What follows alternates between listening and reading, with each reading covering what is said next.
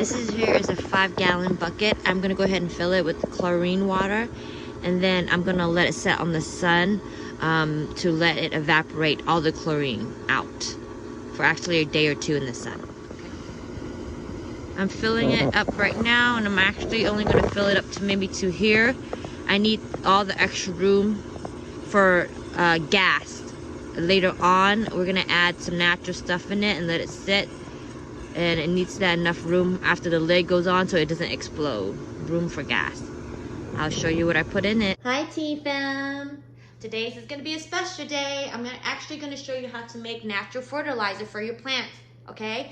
All you need is 3 eggs and 2 spoons of MSG. Yes, you heard it, MSG. Let's get started. Make sure you keep your eggshells because we're gonna actually keep them for our garden. Remember, I use it for the garden as well. And now we're gonna add 2 tablespoons of MSG. And then you're gonna mix it really well. Now mix it up really well, okay? Hey guys, now we're outside. Here is my 5-gallon water that's already been sitting out for days. Here's my egg mixture. Go ahead and pour it right in there. Let me pour it so you can see it. Just go ahead and pour it right in there. Just like that. And we're gonna actually close the lid and let it sit and ferment. So after I pour the egg mixture in there, I'm gonna go ahead and put a lid that has a little hole in it, just like this, the way it came. So I'm gonna put a little paper, a little hole to make sure it breathes, okay? So after you put the cap on, not tightly because there's a little hole here to let air and gas out, because with the raw egg mixture that we pour in, with it sitting in the sun to ferment and to make algae to kill all the bacteria that's in here, it's gonna start creating gas. So that's why I don't fill it all the way up.